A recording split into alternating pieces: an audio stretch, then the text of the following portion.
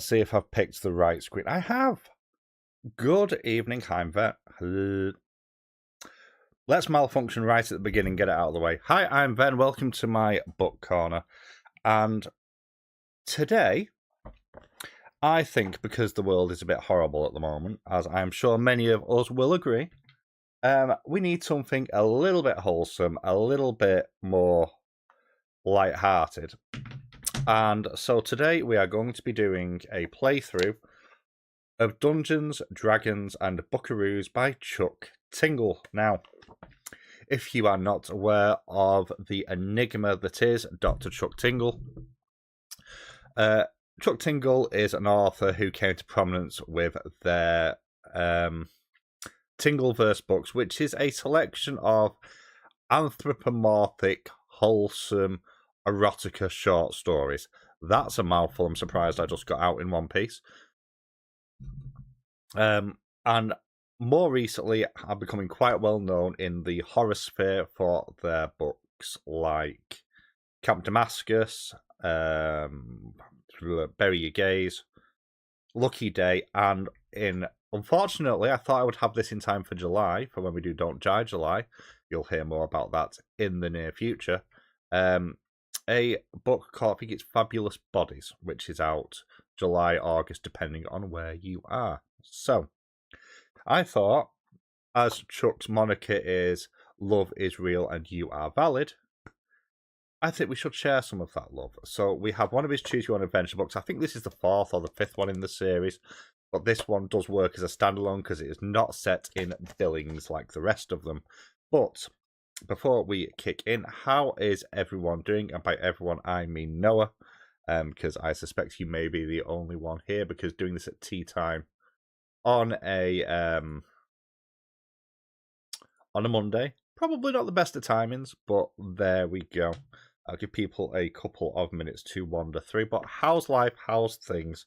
What is everybody up to? Also, that can go away. Stop trying to get me to buy things. Also, I will have to briefly disappear at some point because I am expecting a book which is getting delivered, annoyingly, at some point in the next 90 minutes-ish. So, there's all that. But before we kick in, how is everyone doing? What has everyone been up to? And has everybody had a nice weekend? How have you coped with the weather, which has been truly horrendous? The weather has been terrible here. It's bounced from sunshine to sheet rain, as I like to call it. So yeah, fun times in the extreme. Make sure that's not got sound on it. It does. There we go. That can go down there. That can go there. There we go. I don't know what I pressed. I pressed a thing. Also, you'll have to let me know, because there is going to be some music playing as we're reading through. I have loads of royalty-free music that I never use, so I found the one that just says medieval, and we're just going to go with that. Josh got picked up, and now I'm chilling. Good. How is Josh doing? Is he all right? He's been at yours a few times in the last week. You must be honoured. You're freezing. I'm quite warm today, although I do have, and it's not mine, it's my child's, but I have my little fox blanket. Little fox blanket over me like the old person that I am. So, huzzah! Can't join the stream tonight because I've not... Oh, no power. That is no good. I hope you get that sorted, because that's rubbish. But it's all good. It's all good. I hope you do get that sorted pretty quick, though, because that's horrible. One of the things that we shouldn't have to pay for, to be honest. But there we go. Let's keep away from my socialist leanings right now, because I might upset people. But I'm going to start. So, this is Dungeons, Dragons and Buckaroos by Chuck Tingles. And the dedication in the front reads, "For all those not afraid to break out of their roles." I don't think we need to have it explained to us how to read the book. Oh no, it's suggesting using pen and paper. This is... Right, does that work? I don't know why I didn't expect to need pen and paper for this. Hello, Luna. I'm so sorry for you kidnapping my migraine. I hope you're okay. And, oh, that's... I mean, it's terrible, but it shouldn't be a thing in the modern world. But I hope you do get it sorted, though, pretty soon. So, throughout your Tingleverse store journey, you will sometimes find an item that you can carry with you. If we don't end up with chocolate milk, that's all I'm going to say. It's important to remember the items you've collected, so using a piece of paper to write them down as you go might be helpful, though not required. When you receive an item, it'll be written in all capital letters, like this. The only time you will see something written plainly in all capital letters is if you reach the end of a particular timeline path and thusly the end of your story. It is written as the end. If you come to a path that explicitly involves an item you don't have, you cannot take this path. If you cannot remember whether or not you possess an item, then it's assumed you do not. In this case, you lost your item or left it somewhere along the journey. I mean, imagine if they knew what caused migraines. That would be a good starting point, wouldn't it? Because they don't a lot of the time, from what my doctor told me. Although it does depend on which ones you get. Because I know you suffer it chronically, whereas I only suffer it sporadically. Yesterday was horrible, though. I've not had one like that for a long time. Sometimes a specific path you take will cause you to lose an item. If an item is lost, it'll be written in all capitals and italics like this. Sometimes instead of a specific item, you will lose all items you are carrying. Don't like that. If you ever return to the first page, you will automatically lose all of your items. That all seems pretty standard. So, in total, this book is 225 pages. What I have noticed is each sort of story bit I've just flipped through. Generally speaking, it looks like options you either have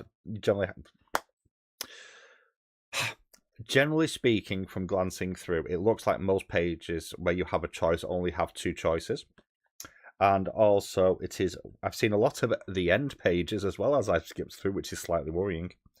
But the other thing I've noticed is compared to other Choose Your Own Adventure books that I have engaged with in the past, the text per section looks like it's quite long. So, there we go. How many pages? It starts with 5 pages, so that's fun. So, are we ready to dive into the Tingleverse? It feels really weird saying that, especially considering the book I have coming today. So, English is hard. It is. So, we start at the beginning. The Stone Age cottage around you is rarely this lively, but right now the energy coursing through the room is cackling. No, it's not.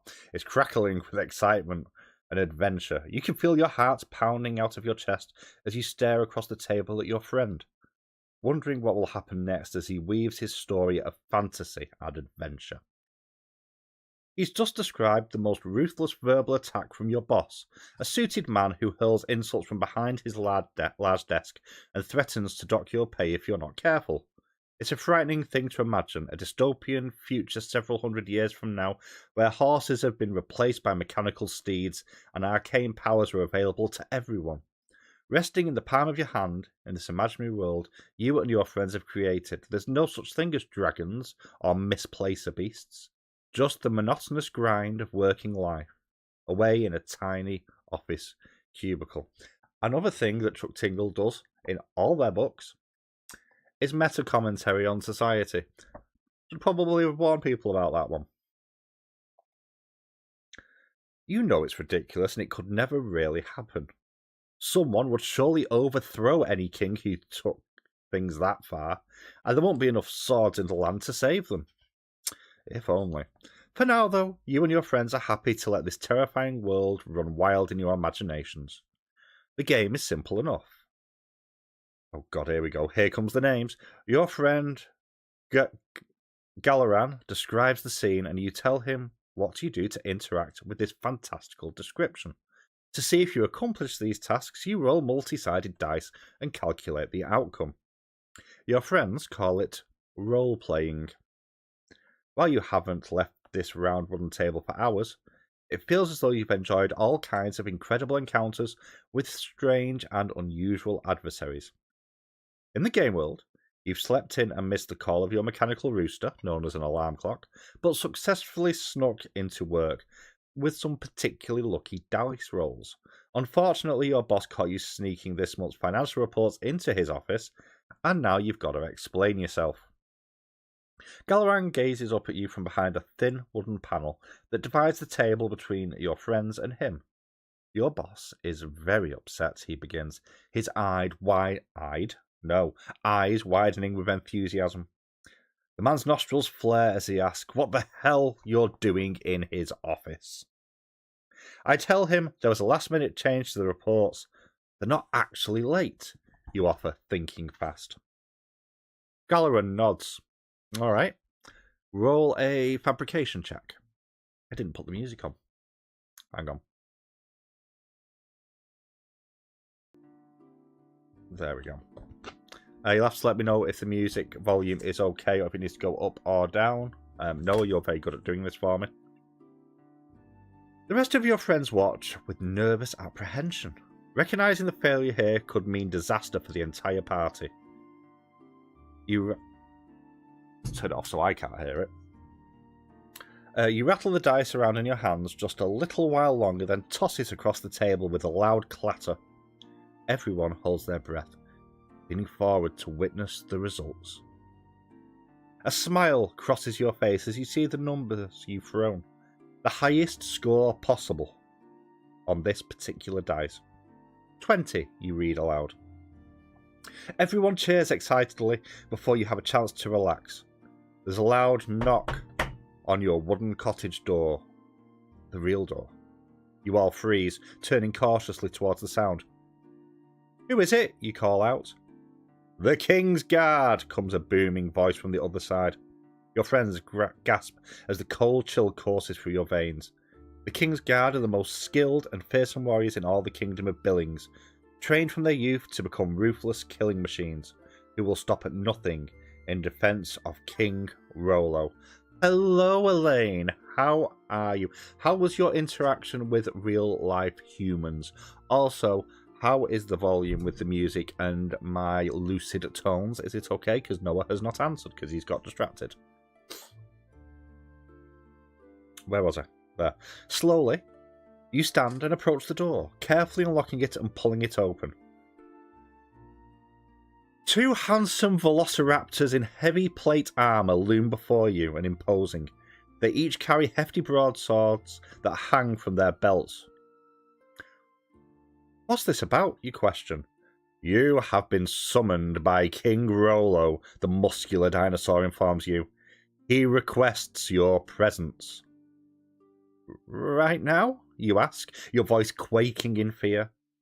Right now, the Velociraptor confirms. You glance back at your friends, who look on with expressions of great concern and confusion. I am glad it was an awesome visit. I will not allow people in my house.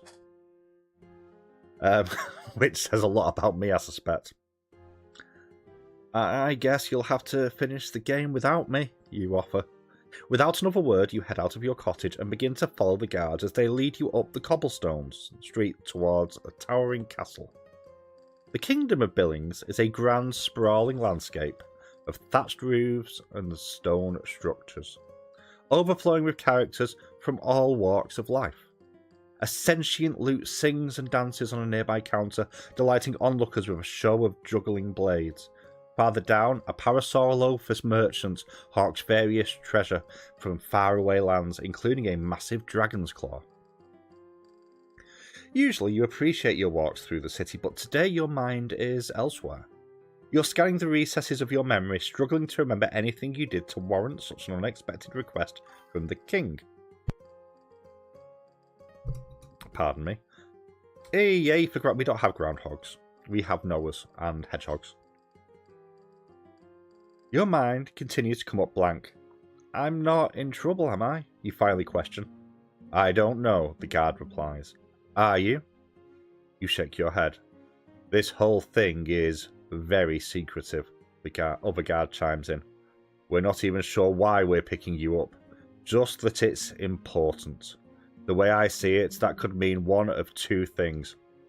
Either you're the chosen one, some kind of hero in the rough, who's here to save us all, or you've done something so bad that your impending torture is too unspeakable to burden another soul with comprehending. Oh, you reply awkwardly. Don't you worry, the raptor continues. That's a 50-50 chance at being one of the greats. You arrive at the central castle, passing a few more of the king's guards before heading inside. Soon enough, you're winding your way up a set of beautiful, ornate staircases, passing from one room to the next until you finally arrive at the king's chamber. It's here, right outside the enormous double doors, that your dinosaur escorts stop. We have strict instructions to leave you here, one of the guards offers. I'm supposed to just head inside, you question? Alone with the king? It's not my call, the Velociraptor retorts. It's Rollo's. Not knowing what else to do, you push onward, stepping through the massive golden doors to find yourself in an enormous throne room. Large white pillars run the length of the chamber on either side, framing a huge crimson carpet that extends to the throne itself. It's on this ornate throne that King Rollo sits, an enormous, sentient 20-sided die like the one you used for your role-playing games back at the cottage. Your Highness, you blurt, bowing in the presence of this living die. It is I who should be bowing to you, he retorts, his voice echoing off the walls of this enormous oblong chamber. Come closer, so I can get a better look at you. You do as you're told, slowly approaching the throne and taking in the mighty presence of this powerful royal figure. Who would have thought that the fate of the entire kingdom would come down to one simple commoner, King Rollo observes in wonder and awe. It's hard to believe, and frankly, I was skeptical at first, but my advisors have convinced me. I understand what needs to be done. These lands are only getting worse as the dark slime creeps its way across the hill and valley, turning friend into foe and foe into something worse. Dark slime? You question. The king nods, then pulls out a small glass jar and holds it up to you. Within the container, a strange black substance churns and broils, so black that no light can escape. Small tentacles lash out about from within, and a hard, crustacean-like claw taps against the glass in a disturbing rhythm. My advisors call it the Void, King Rollo explains. I'd heard a legend of this toxic substance when I was a boy, but had considered it nothing more than a fable. Now, I understand the truth of the matter. This substance has started to infect the edges of our world, but every day it creeps closer and closer to the kingdom of Billings. That's terrifying, you offer in return, your eyes still glued to the bizarre substance held tight within the king's grip. I'm sure you have a plan to stop it, though. I do, King Rollo retorts. You scoff, but I'm nobody. King Rollo smiles. That's not what the prophecy says. According to the ancient tomes, a great role player will arrive to save us all, a citizen of Billings who will end this time of war and strife and push back against the void, returning our world to its former glory. I mean, I do some role-playing, you offer. King Rollo nods. I'm aware. I'm not sure what your little games have to do with the journey ahead. But I trust the prophecy. You must stop the Buckaroos, or our kingdom will collapse. You nod slowly, accepting your place as the hero of the story. So, where do I start? The prophecy states the great role player will take one of three forms: a clever wizard, a fearsome warrior, or a stoic, true buckaroo, the king explains. I'm none of these, you admit? Not yet, King Roller replies. Which one would you like to become? So we have our first choice. Now, I think there's a way to do this. Let me just... Can I do it through here? No, I need to bounce back to my other account. Okay. So we have a choice between the wizard, the warrior, or the true buckaroo. Which one are we going to do? I know which way I'm leaning just because it's a Chuck Tingle book, but I would love to know what chat thinks. Let me just try and get this up. I want to have a play about with some of the things in that are available. So let's see. Can I do this in here? I know there's a way to... There it is. Let's throw...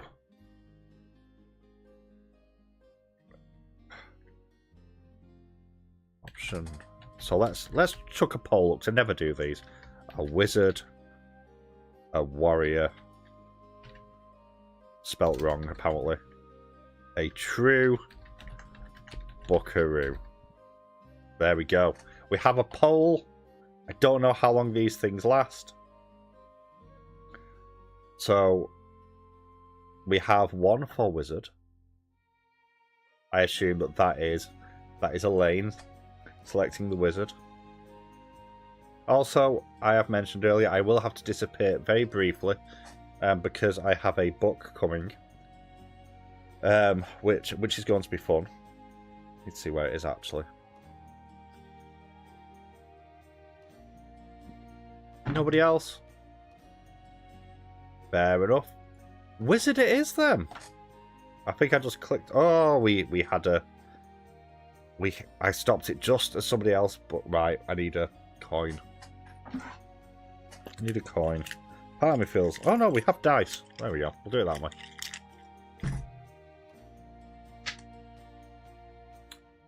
So what I'm going to do, I'm going to roll. If it lands on evens, we're going to go for warrior. If it goes on odds, we're going to go for wizard. We roll a 1, we go for wizard. So... we turn to page 56.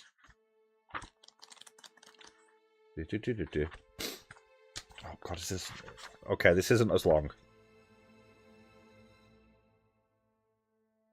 It's a very strange noise to hear in my house. Okay. You let the king's question linger in your mind for a while, rolling these options over in your head and considering each one of the bunch you connect with the most. At first... brush all 3 of these paths seems like a tall order. For a common peasant like yourself, but upon further consideration, one begins to shimmer and sparkle within your mind. I will say, just because of the nature of the book, I was leaning towards Buckaroos. But normally, in any other book, I would pick Wizard, though. You find yourself pulling away, some inner voice refusing to accept the possibility of this heroic path. There must be some kind of mistake, the inner voice insists. You refuse to break, however, standing tall and proud. The more solid your vision of this potential future get, the more that inner voice of denial slowly fades away and disappears. I choose the wizard path, you announce proudly. King Rollo nods, apparently pleased by this decision. A fascinating pursuit, he offers. I don't understand a word of it, but there's no question the power of magic can move kingdoms. You must know a little already, yes? I've never done magic before, you admit. The sentient 20-sided die's face falters, but he makes his best attempt to stay optimistic. Okay then, we'll start your training immediately. Exit my chamber and head to the left. Go through the main foyer and beyond into the east wing. You'll find the Wizard's Tower. Grimble the Grey will be waiting for you. You need to see the full shirt? That's fine, we can do that. That is. I do what I want. So, and obviously we have all the colours because we like all the colours of the rainbow here. Right, I need to not be on that screen because it's got too much of a delay on it. Where was I? Grimble the Grey. Okay. You nod and take your leave, bowing to the king and exiting his chambers. As you make your way through the castle, you can feel your anxiety growing, the seeds of self-doubt that lurk within you blossoming into horrible, destructive weeds. Is it really possible you hold the key to some ancient prophecy? It's exciting in theory, but that's a lot of responsibility to heap on the shoulders of someone who feels, well, pretty average most of the time. Eventually you arrive at the Wizard's Tower, standing outside the chamber of Grimble the Grey. Not sure what else to do, you reach out and give the wooden double doors a firm knock. Hello, you call. I'm here to fulfill prophecy? There's a brief pause before the doors fly open to reveal a large Bigfoot, sporting grey robes and covered in similar fur. That sounds like more of a question than a statement, the wizard observes. I apologise for the accent. I'm here to fulfill prophecy, you repeat. Better, the Bigfoot continues. Come in. You follow the enormous furry creature into his spellcrafting laboratory. It's pronounced laboratory, come on. A dome-ceilinged stone room covered in ancient tomes and various arcane ingredients. The Bigfoot begins to circle, looking you over skeptically. He seems quite unconvinced by your presence, but in the spirit of due diligence, he waves his hands in the air. Let's see what kind of aura we have here, the Grey Wizard continues. A green glow suddenly erupts from your body, causing the Bigfoot to jump back in alarm. He stumbles a bit, nearly toppling a nearby table of tinctures and scrolls, before regaining his composure. Oh my god, Grimble offers in amazement, the words tumbling forth as he takes you in with wonder and awe. The great role player. By the time your aura fades, his attitude has changed completely. Just need to deal with this. Look at me saving. I know, right? We all know that this is not what would happen in real life. We all know that in real life, I would probably blow the world up. But there we go. Hello, Julie. How are you doing? That's not what I wanted to do. Welcome, welcome. How's life? How's things? I apologise for the terrible voices you're going to hear while I do this, which are very terrible on every level. I need to forward that to somebody before I forget. How do I forward? There we go. Okay. Why are you not giving me an option for where to forward it to? Oh, because you need to do it that way. Okay. No. You see, I'm getting distracted. It doesn't take much. There you go. You love the voices. The voices are terrible. May try to do some Canadian, eh? Now you can come and punch me for that one. But how are you, Julie? How's life? How's things? I've already lost where I was up to. This is just chaos incarnate. Done that one. Yes, do the... Oh, no. Okay, where was I? By the time you're over. You really are the one, Grimble the Grey says with a solemn nod. The Bigfoot hurries over to his bookshelves and pulls out a thick, ancient tome. Grimble approaches you with his massive book and drops it on the table before you with a loud thud. He opens it up, flipping through the old yellowing pages until finally arriving at the section he's looking for. An image of another wizard's tower has been sketched upon the parchment below you.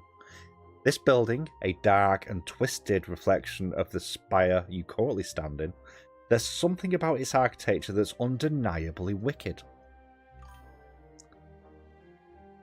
I mean, I've never tried to do Canadian before, so there we go. I'm just wondering if I can do a certain accent for the big bad.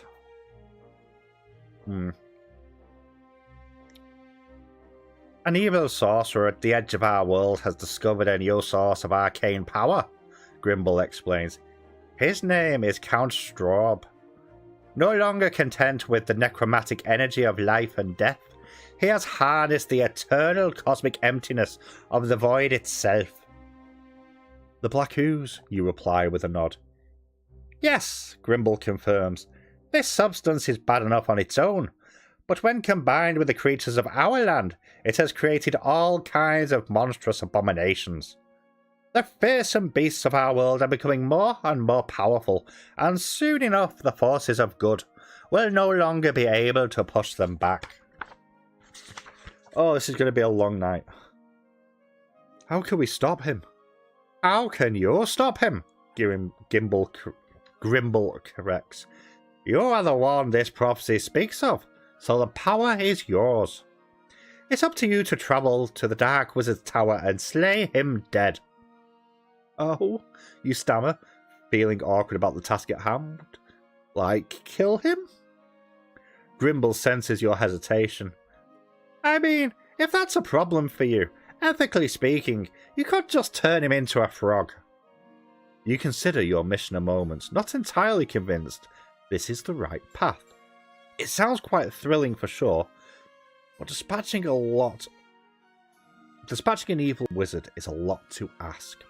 So, we have a choice. We can accept our mission, or we can decline and go to page 69. Which worries me slightly with a Chuck Tingles book, not going to lie, but I believe this is clean, so there we go.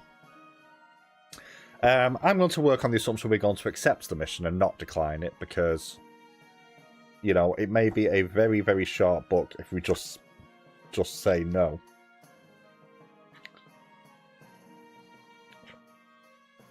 Although, interestingly enough, it doesn't necessarily end on that page, so are we accepting or are we declining? I feel like I need to do multiple, let's do another one. Oh no. So, accept. Decline. I'm not doing this for every single option.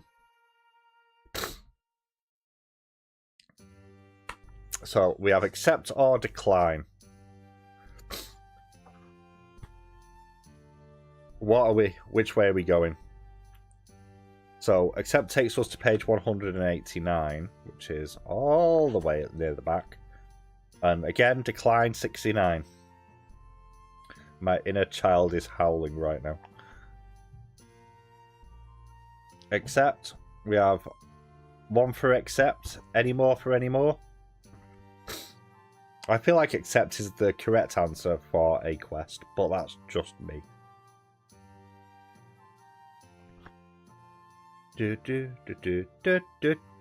Oh, 2 to 1. 2 to 1.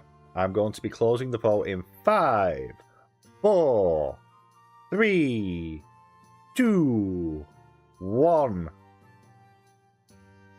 Accept it is. Okay. There's going to be so many options in here. Right, 189.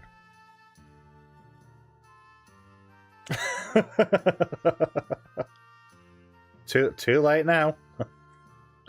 189. Was it 189? Yes, it was. Okay. I accept. You finally reply with a nod. The Bigfoot smiles.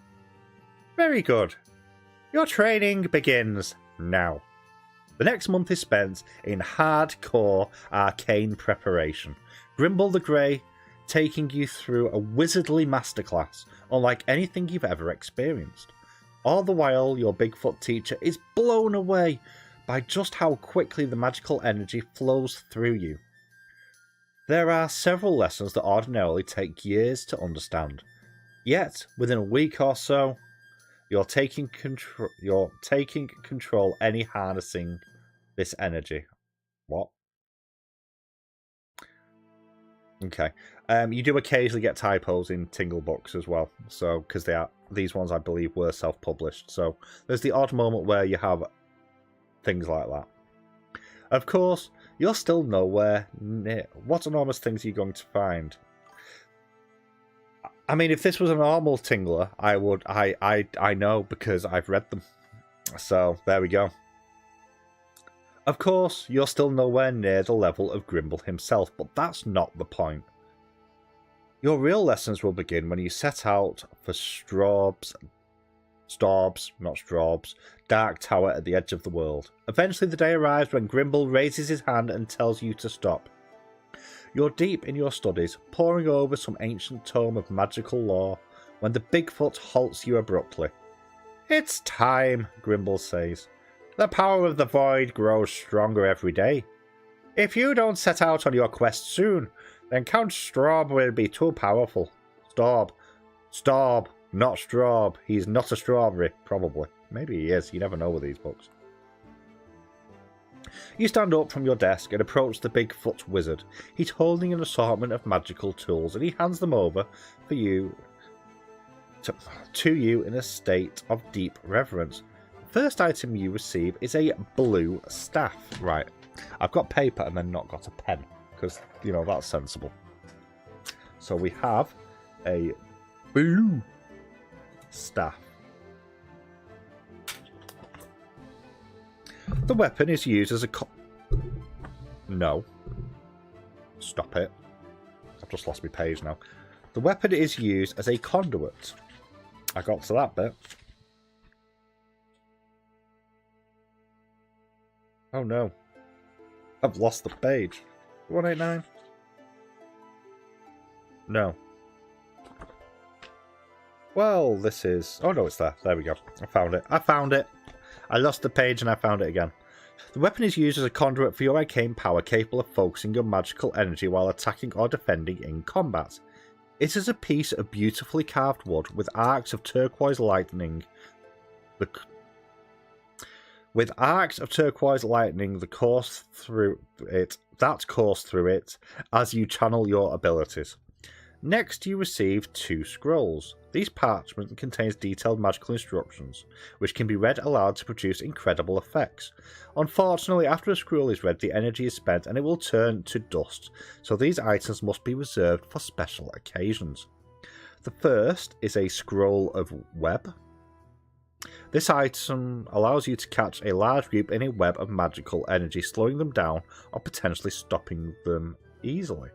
So, scroll of web. The second scroll is a turn into frog scroll, which will cause any single target to unsurprisingly turn into a frog. If you decide to refrain from slaying the evil sorcerer outright, turning him into a frog is another option. So, scroll of turn to frog. Apparently spelled with a Y and not a G. As a final gift, Grimble the Grey provides you with a map to Count Straub's tower at the edge of the world. This vile building is located in the middle of a dark swamp, and it'll take quite a bit of travel through dangerous wildlands to get there. Time is limited, so you say your goodbyes and head out immediately. I'm making notes because equipment matters. So, I actually didn't have paper near me at the beginning of this, so I have made a special reach out. I don't take notes on anything ever, so this feels quite quite alien to me. We have another option, 3-point option coming up, so be ready, people. Soon enough, you're heading out through the city gates, finding yourself in the beautiful rolling fields of yellow grass that surround Billings. The sight is majestic, and although you've taken in this landscape plenty of times before, you can't help but give this glorious golden vision some extra weight within your mind. The adventure that lies ahead of you is a treacherous one, and there's a good chance you may never see these fields again. I'm out of sync again? Why? Why? Let me just kicked to another screen a second and then bounced back because it was doing this the other day. Let me go to that, then that. See if that fixes it. Has that fixed it? Has it? No. I don't quite understand what is broken. No, let's not exit. Let's not exit that at all. Let's exit.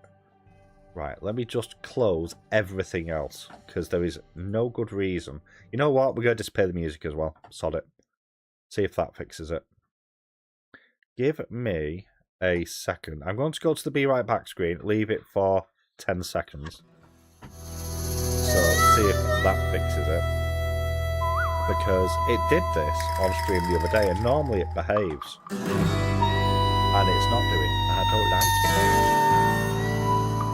Back to that. Okay. No. Right, I'm going to have a play about with some settings at some point, because this is the first time it's ever done this the last 2 streams. So I apologise for the bad sync up.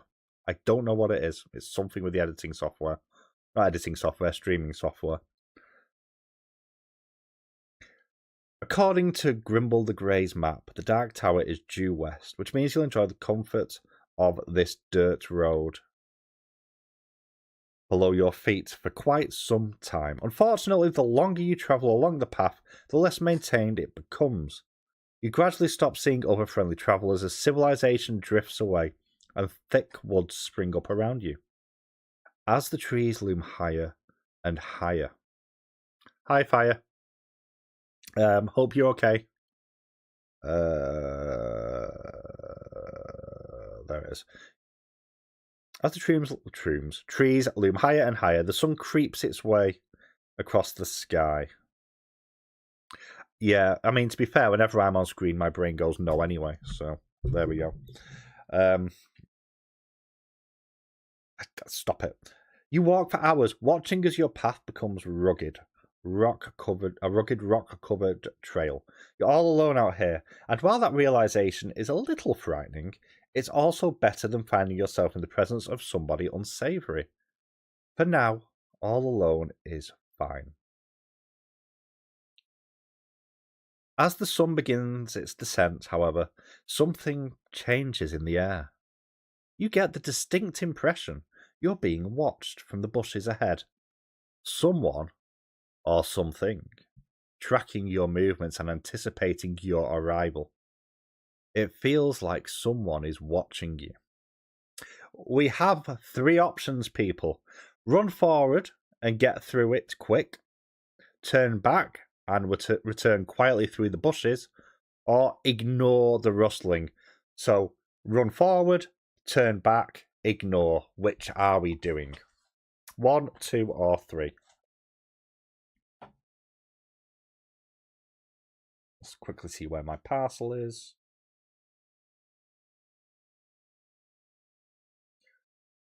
Not quite here yet. 1, 2, or 3, or I roll for it. Wherever I'll just put me dice. Because I always have dice near me, apparently, nowadays.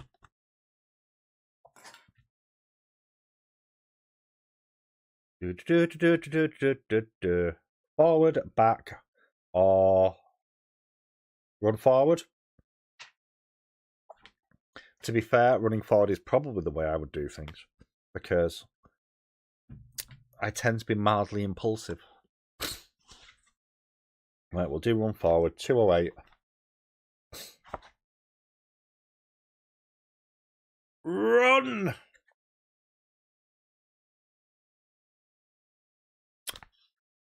I'm just going to put the piece of paper in the book. So we can go backwards in a second and pick a better option. We'll do ignore next. As your sense of danger grows, you'll find yourself breaking into a run.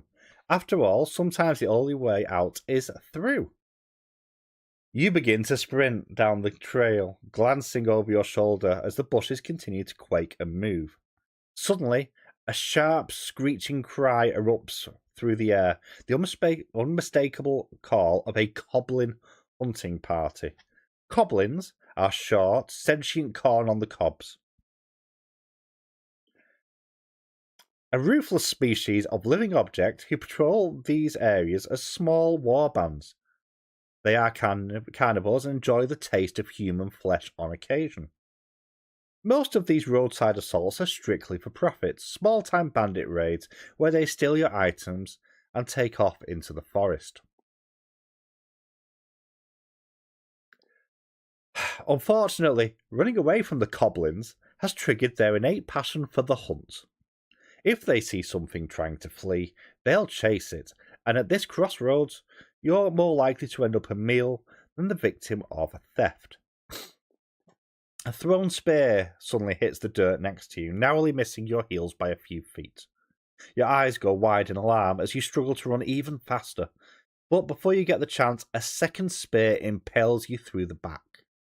You collapse to the ground, the weapon driven clean through your body and holding you in place. Your vision fading, you look up to see a mob of goblins surrounding you, the living vegetables licking their lips with hungry anticipation. The end. So let's go back and we shall pick Luna's option of ignore, and hopefully survive. If we end up dead, like with all three of these options, I will be very upset. I think I'm going to need coffee in a minute, or something to drink anyway. Okay, I can already tell that that Luna's choice is a better one. The wilds can be an unsettling place, that's for sure, and the last thing you want to do is overreact. There's plenty of travelling ahead, and if you stop and hide every time you get a strange feeling out here in the forest, then you'll never get anywhere. Instead, you plough onward, your head held high, as you focus on the task at hand, reaching the Dark Tower. Unfortunately, this appears to be one of those cases where hiding was probably a better idea. You travel 20 yards or so before a group of goblins spring out of the thick underbrush on either side, causing a startled yelp to escape your lips. Goblins are short sentient corn on the cobs, we've just read all that. This particular group of goblin bandits are well armed, equipped with spears and clubs, which they raise menacingly. The lead goblin steps forward from the pack. "Wizard! Robes!" she shouts. Oh, it's a she. Oh well, we've committed now. You nod along. "Yes, I'm a wizard." "Magic items!" the leader shouts. "Now!" You want me to give you my magic items? You scoff. Sensing the rudeness of your tone, the sentient corn responds in turn. They push closer, their spears thrusting angrily in your direction, while they amplify their threatening posture. "Now!"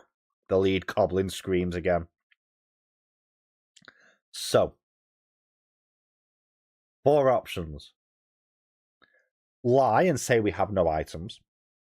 Hand over your scrolls and claim that's all you have. Attack with your staff. If you have the web scroll or want to use it. So, lie and say you have nothing. Hand over your scrolls. Attack with your staff or cast web, because we do have that scroll.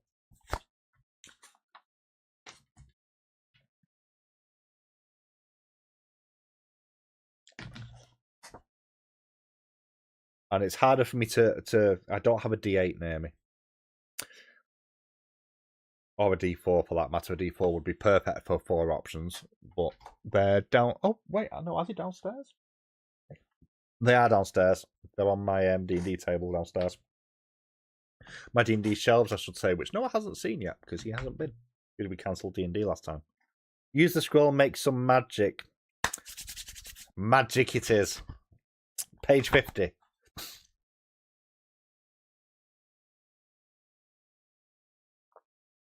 Oh, now we have another option. No. I've gone with Luna's because I've already lost the page. And it wasn't that page, because that's another death page. Okay. So we're going to cast web. So first off, let's get rid of the scroll of web. Actually, I do have a few items you can take, you admit. You open up your bag, moving very slowly so as not to alert the goblins. Give! The leader shouts, extending her hand towards you in a demanding gesture. Of course, you continue, pulling forth the web scroll. First, let me explain this to you. You unfurl the parchment, gazing down at these magical instructions. This is a pretty dangerous item, you inform the mob of goblins that surround you. With a single word, you can capture an entire group in a sticky magic web. Give! The goblin leader repeats, growing impatient. Hold on, you retort. It's quite simple, really. All you need to say is Spideralis Webendrone. The second these words leave your lips, a brilliant flash erupts from the web scroll. The document immediately turns to dust, falling through your fingers as a fine grey mist. But the manifestation is created is much more impressive. Every single goblin has found themselves stuck in a sticky web, like that of a spider, only vastly larger. They are absolutely covered in this thick substance, held in place and shrieking in frustration. While I'd love to stay and chat, I've got to be going, you offer, the howling creatures. I'm sure some rangers patrolling these woods will find you and clean up this mess. You creep carefully over the scattered webs and the goblins trapped within, ready to continue on your journey. And then, stopping abruptly when something catches your eye, it appears one of the goblins has a piece of delicious honeysuckle candy in their pocket. You reach down and take the sweet snack for yourself, deciding it's the least you could deciding it's the least they could offer after threatening your life. So we have honeysuckle candy. I wonder what that does, as there's no hit points in this. Thanks for the treat, you call back over your shoulder, ready to hit the road. It's only then that you notice a single goblin has wriggled free of his webbing. The sentient cord is now sprinting off into the woods as fast as he can. Do we chase the goblin or do we let him escape? Chase or allowed to escape? You know what? Let's disappear that as well. That's annoying to me. Don't need the chat box on. Do we let the goblin go or do we chase him and kill him? Or maybe not kill him because it's awesome. And we're a good person, probably.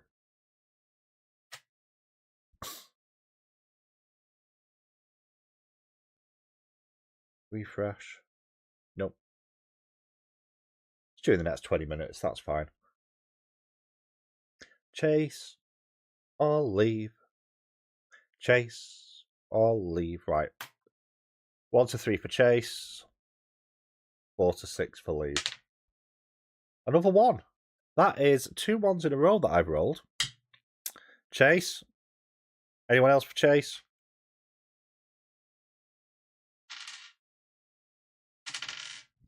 That dice does not like me. I shall retrieve my other dice when I shoot downstairs for the delivery. Chase. Okay. Just in case. Put a piece of paper in. 144. Okay. Not what I expected to read, but there we go. Hoping to tie up any loose ends, you take off after the single goblin, following into the woods as it scrambles away.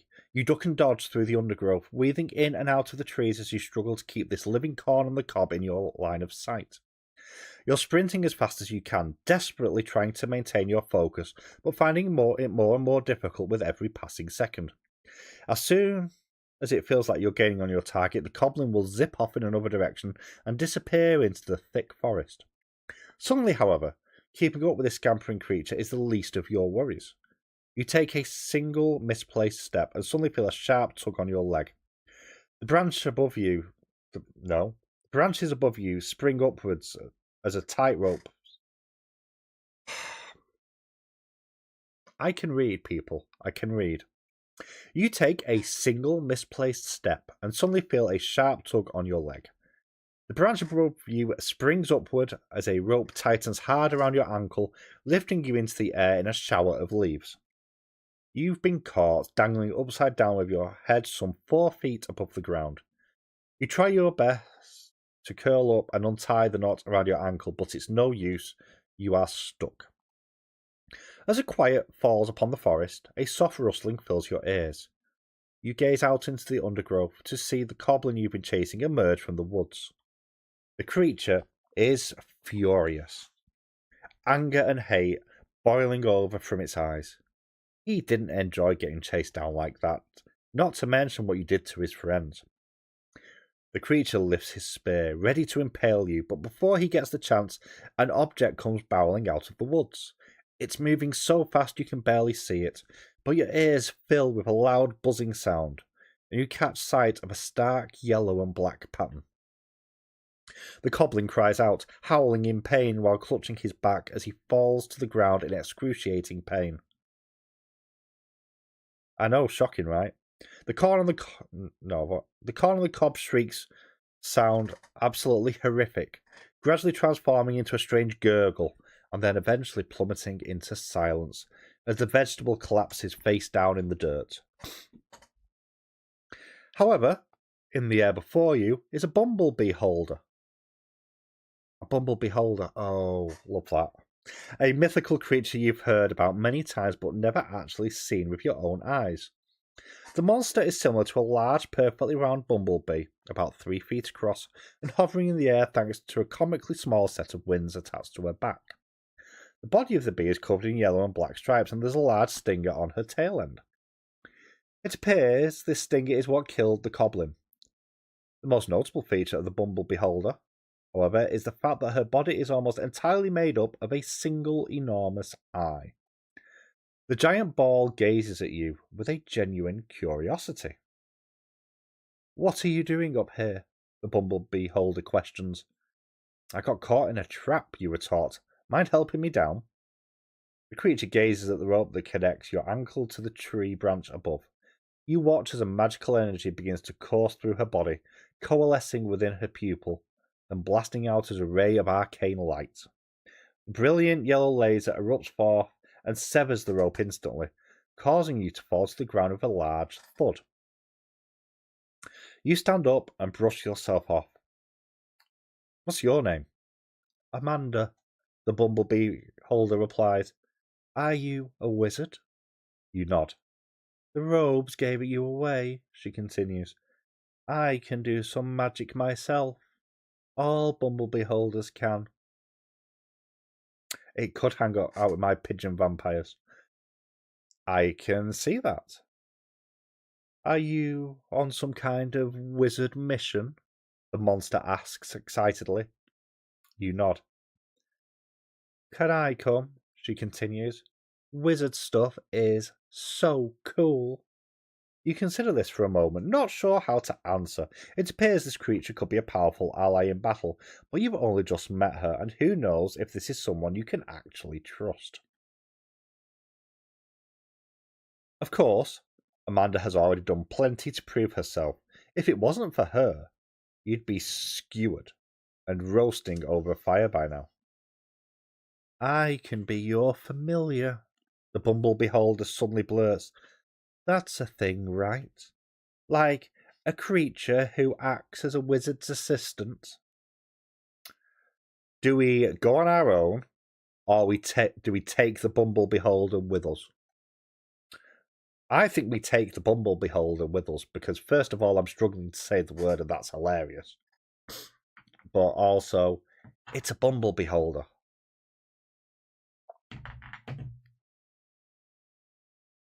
Ooh. Love the lady voice. Yeah, I'm bad at voices. You should see D&D night when I try and do Scottish. That's an experience. I think we're going to take them with us. And I'm sure it's not going to sting us in the tail later on. Oh, this is a long one, the next one. Okay. Sure, you reply warmly. I could use a friend on this journey. The bumblebee holder's massive eye goes wide with excitement. Really? Yeah, you continue, equally enthusiastically. Your new friend buzzes around in a circle a few times, and then returns to the conversation. So, where are we headed? I'm trying to figure out how I can get a buzz into this, literally, but I can't. You pull out your map and unfurl it for Amanda, tracing the road ahead, and then ending at Count Staub's dark tower. The bumblebee holder looks it over, then shakes her head from side to side. Oh no, you don't want to go that way, she offers. Just head straight through the forest over here. You'll show up way faster. Might even get the drop on whoever you're after. Whoa, you blurt, very impressed as you roll up the map and tuck it away. I'm already glad you're along for the trip. You set off with your new friend, trekking farther and farther west as the landscape shifts and changes. Soon enough, the road falls away as the wilds consume everything. The most surprising thing about your adventure, however, is just how quick it is. It's not long before this woodland setting becomes twisted and broken. The Dark Tower draws close, and the voidal influence of this cursed monument has tainted the land for miles. You're surrounded by a natural swamp, but no frogs croak, or crickets chirp. There is something wrong with this place, a sickness that permeates through everything. Soon, the tower begins to loom before you and Amanda, rising into the sky in an affront to all that is good. The building is a twisting black spire, reaching out towards a gloomy haze above and reflecting off the dark swamp water below. So, there's a dark sorcerer in there and we need to stop him, the bumblebee holder clarifies. Yep, you offer with a nod. So fun, Amanda cries out, doing a quick backflip through the air. I feel like this sort of... I doubt anyone here has seen The Mighty Nine, but if you've seen The Mighty Nine, this is giving me Tracy vibes, which if you know, you know. So, I'm Tracy. Oh my god. As you approach the front doors, you feel a powerful necromantic energy emanating from within. The powers of the void are strong here, something much mightier than life or death. Instead, you sense a profound nothingness that threatens to swallow everything. It's all good. Laughter is good. This is why I wanted to do this book, because in all their work, Chuck Tingle is very, very positive and surprisingly wholesome as well, even like with the spicier content. Oh, apparently my parcel has been delivered to my safe space. Interesting, because nobody's knocked on the fucking door. Which means it's probably been put through the thing, actually, to be fair. Right, I'll finish this bit, and then we'll get to the decision point. Then I'll go get my parcel and a drink, because my throat is not having fun.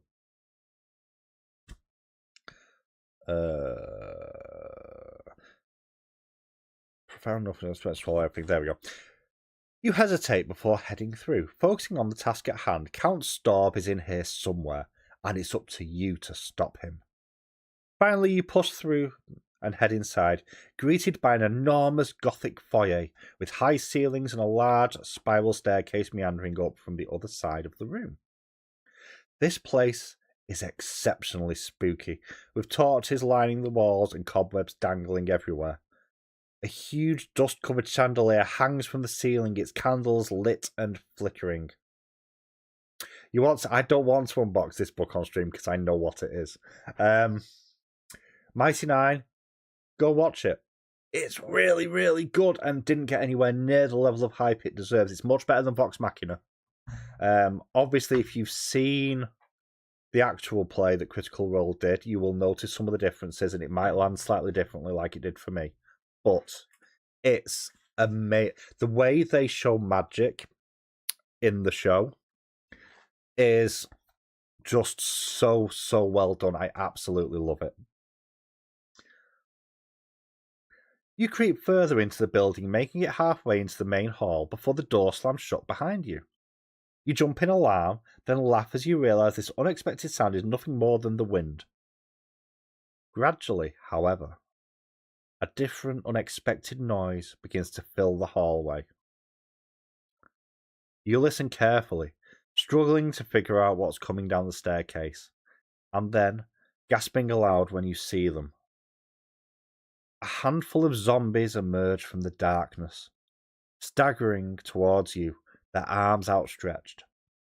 They're living objects, torn and tattered sheets of paper with a variety of numbers and letters scrawled out in organised columns. It appears they've been written on, then erased over and over again. This process repeating until they've developed holes running from one side to the other. Along the top of these pages, the words "character sheet" are written. The paper zombies continue to stagger towards you, drawing closer with every passing second. You ready your staff, preparing for battle, when suddenly a powerful yellow beam of light erupts from behind you. You watch as it sweeps across the room, washing over the zombies and utterly vaporizing them in seconds. The room falls back into silence as you glance over at Amanda, who doesn't seem to be aware of the amazing feat she just accomplished. Oh my god, you killed everyone! I thought that was the point, the bumblebee holder offers. Yeah, but, you stammer, I thought there was going to be some kind of fight. Count Storb emerges at the top of the staircase, creeping down with curious hesitance. He glances around the room, utterly confused. What voice do we want for this? I don't know what voice to do for this. Where's my character sheet, zombies? I guess they're dead, you offer in return. Was that your whole clan? The Count is an ominous stegosaurus in a long black cloak, and you can tell he's accustomed to frightening others with his presence alone. Now, he just seems lost. Hey, do you want to just turn yourself in? You call over. The comment manifests the exact opposite reaction to the ones you were hoping for.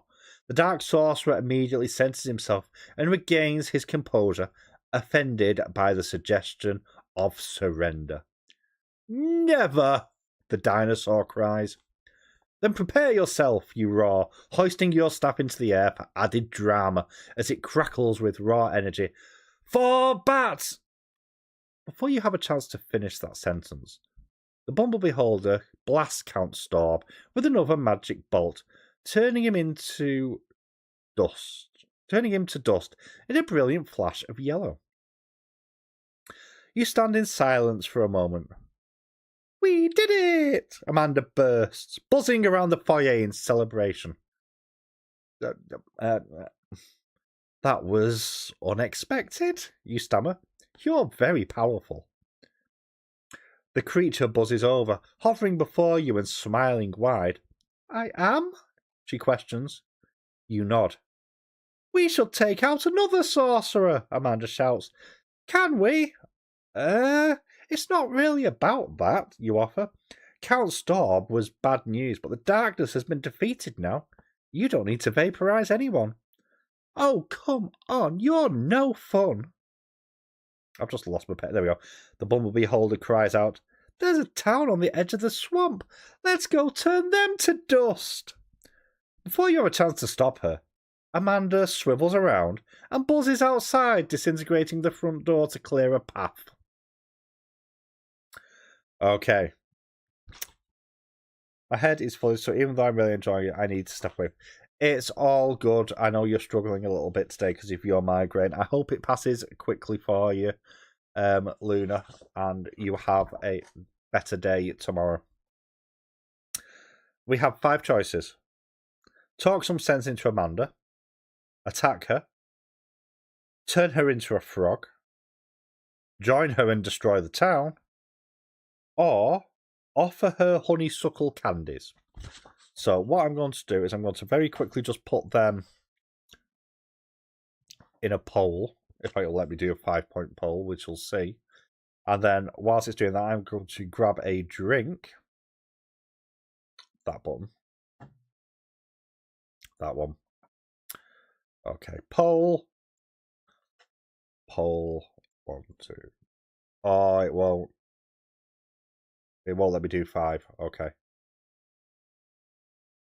Okay, so you do have a choice. So choices are talk to Amanda, attack her, turn her into a frog, join her and destroy the town, or offer her sweets. I will be right back in a second. I'm just going to go to the gap screen, and I will be back in a moment.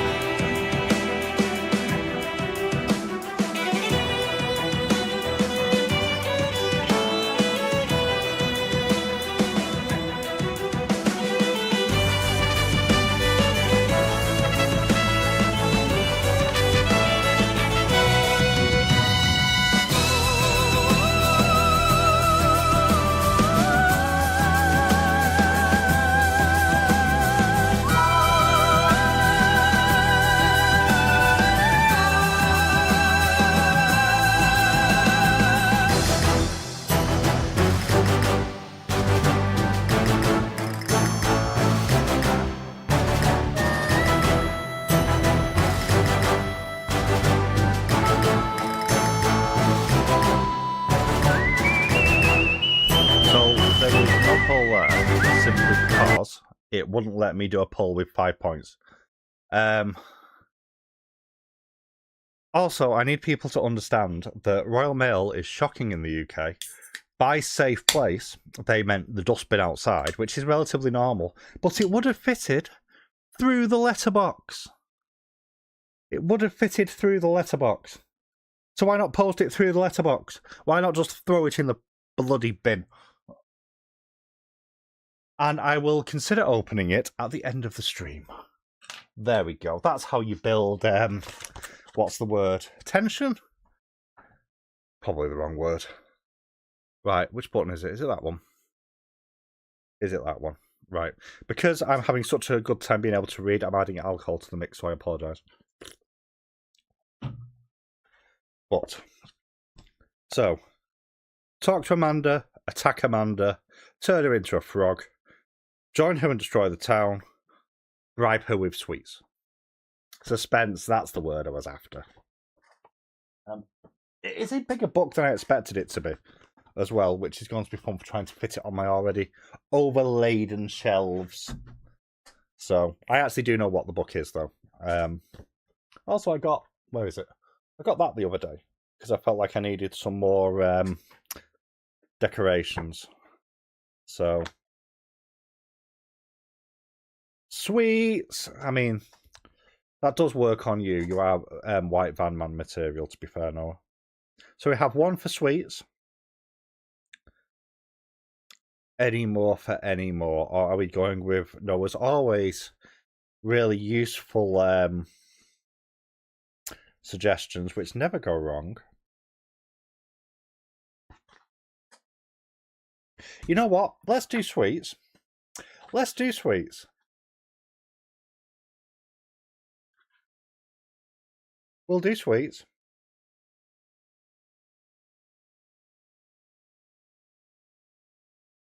You chose this, okay? Wait, you cry out. Stop! Your friend slows down and turns back around, clearly frustrated but willing to listen. I do need another bookcase. I think next payday I'm going to buy another 2. I'm going to reorganise them better. Because I have been asked again to do a bookcase tour.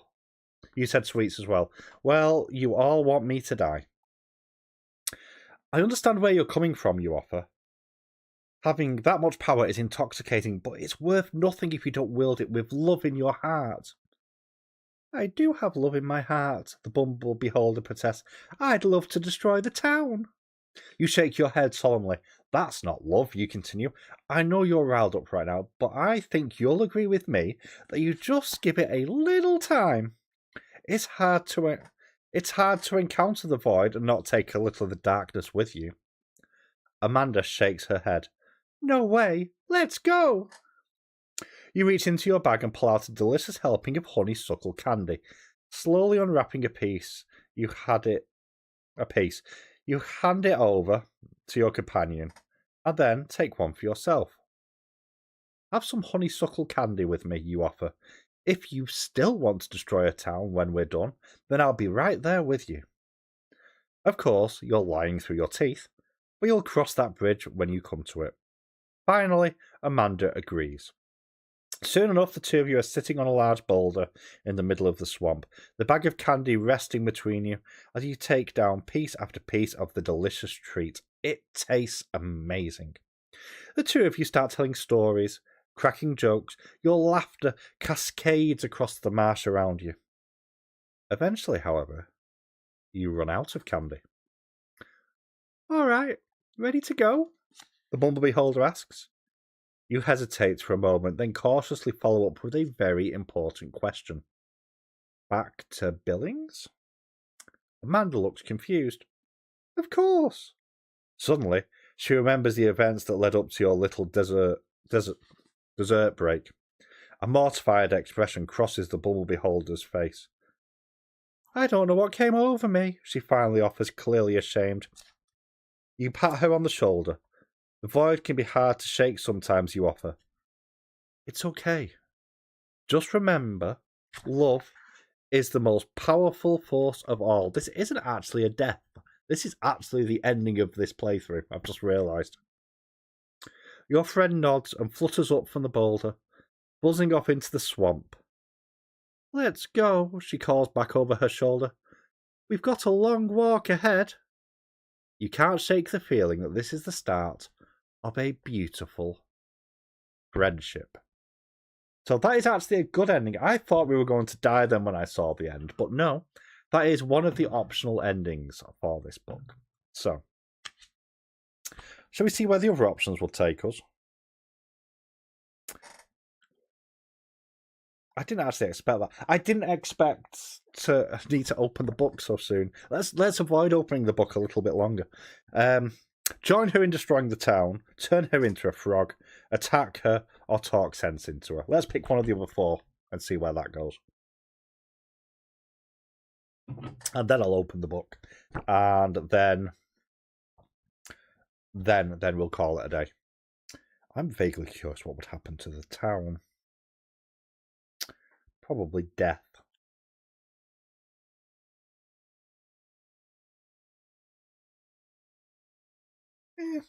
Okay.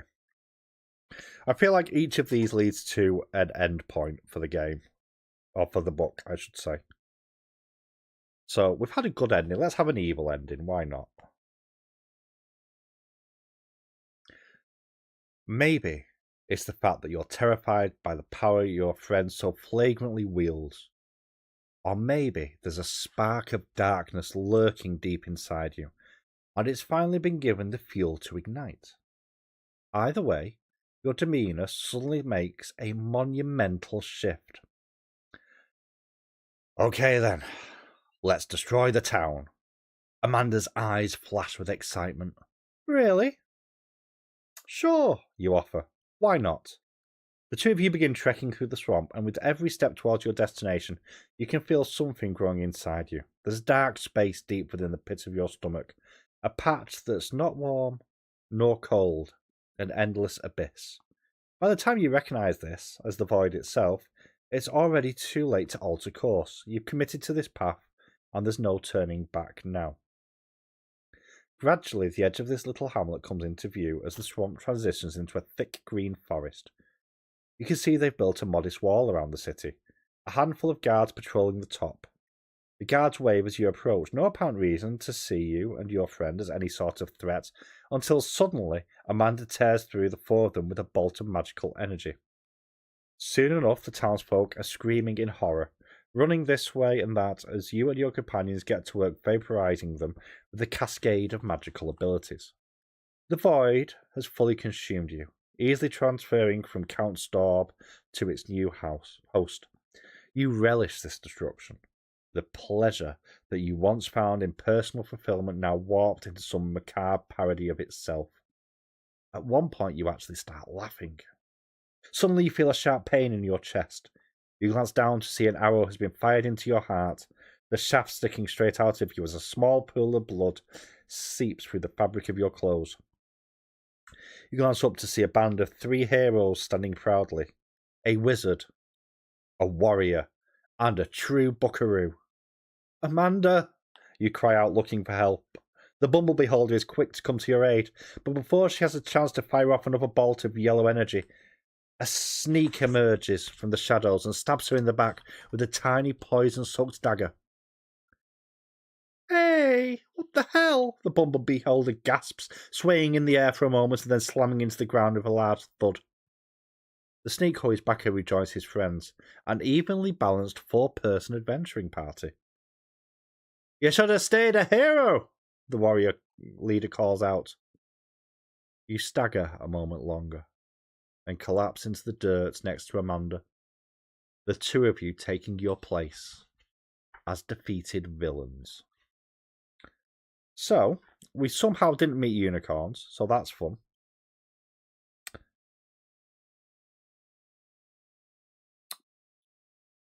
Just out of curiosity, how do the other ones end? I'm just vaguely curious about all the endings from this plot line. Oh, okay. That has multiple options.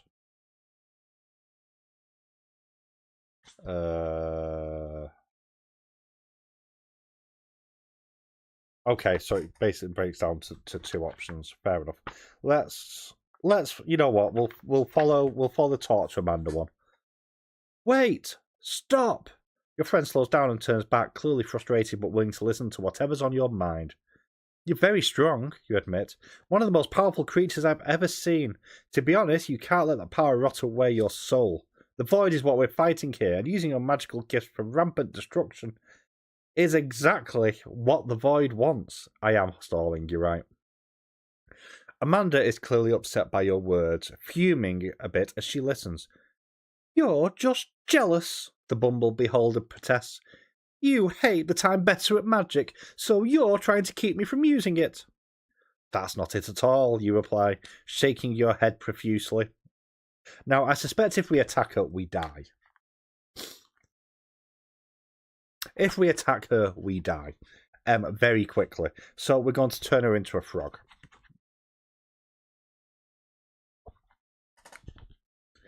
You quickly realise there's no way you're talking down Amanda in a head-to-head battle of raw magical force. You need to be smart about this, to hit her with something so powerful it stops the fight before it even starts.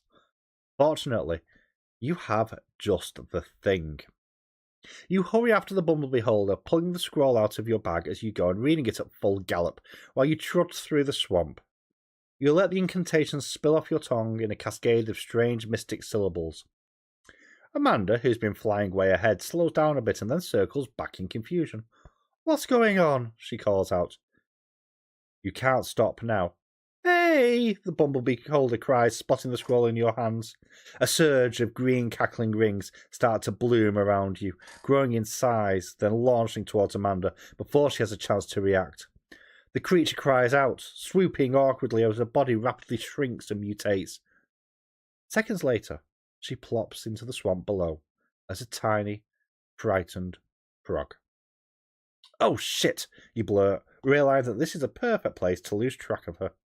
You hurry over and scoop up the amphibian, tucking her safely away in your bag and breathing a long sigh of relief. It has been 3 years since that fateful day, but you still think about it often. You see yourself as a wizard in training, your mind trudging forward in a never-ending pursuit of knowledge. But there's no question you were a novice back then. You chuckle to yourself, leaning back in your chair as you take a break from the spell you're crafting. You're racking your mind, sorting through all the potential arcane components that might provide the desired effects. Suddenly it hits you. Honey! You say aloud, snapping your fingers and climbing out of your chair.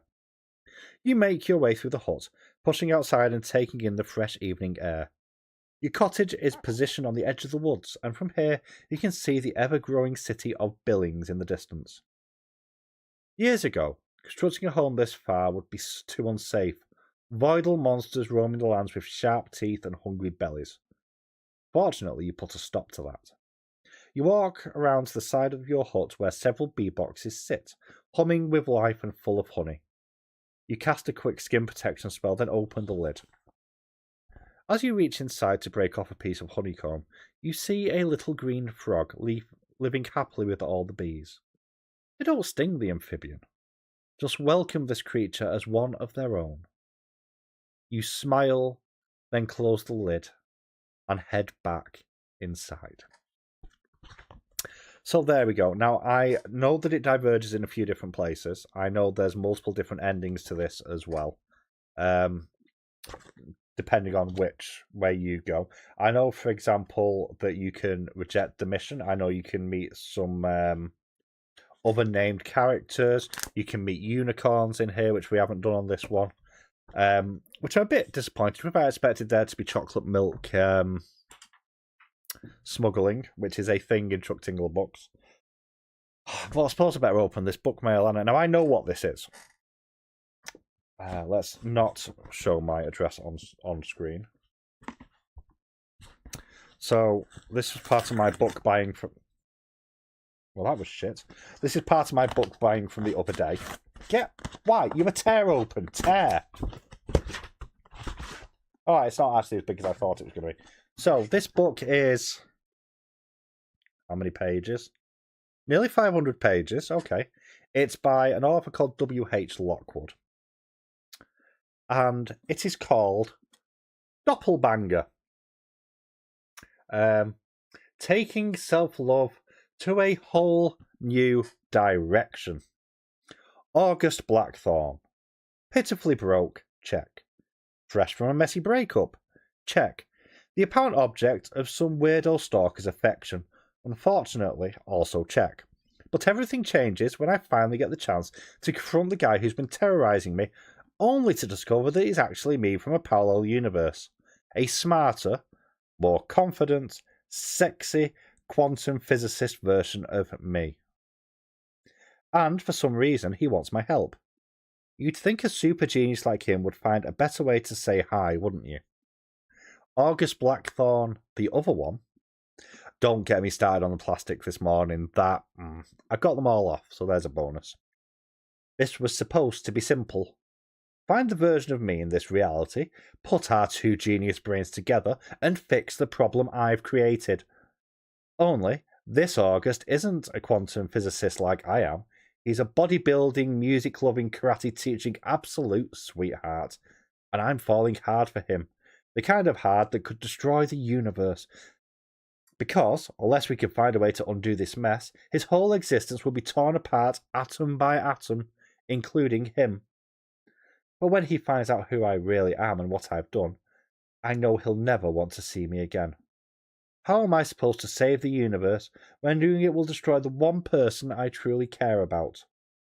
Doppelbanger is a mind-bending, world-ending, utterly outrageous, action-packed, spicy sci-fi MM rom-com of your most warped daydreams.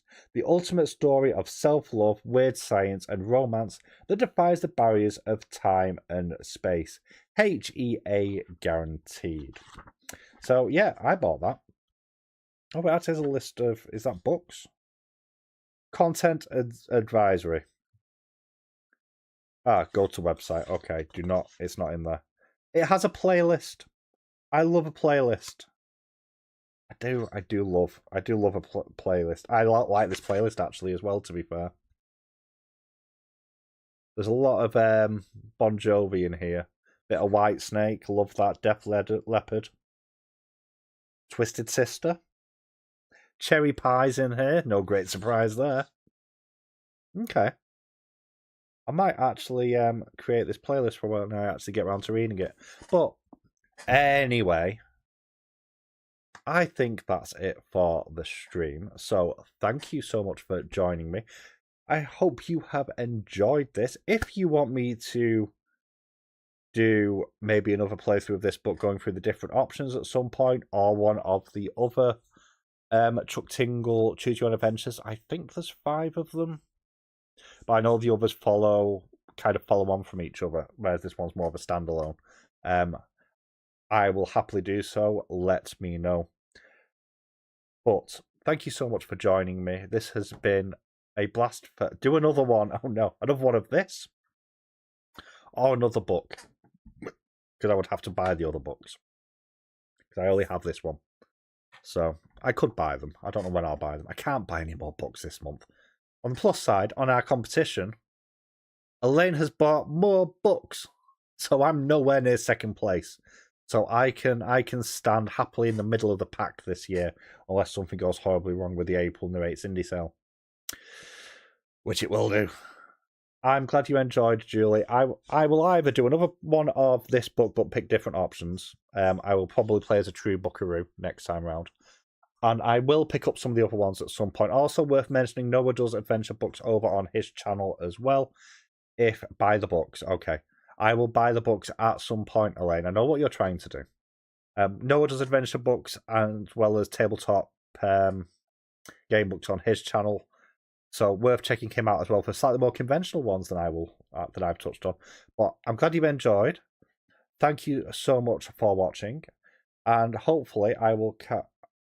I'm going to carry on lagging behind. I cannot afford the level of books that you lot are buying. I'm going now. Stop trying to make me buy things.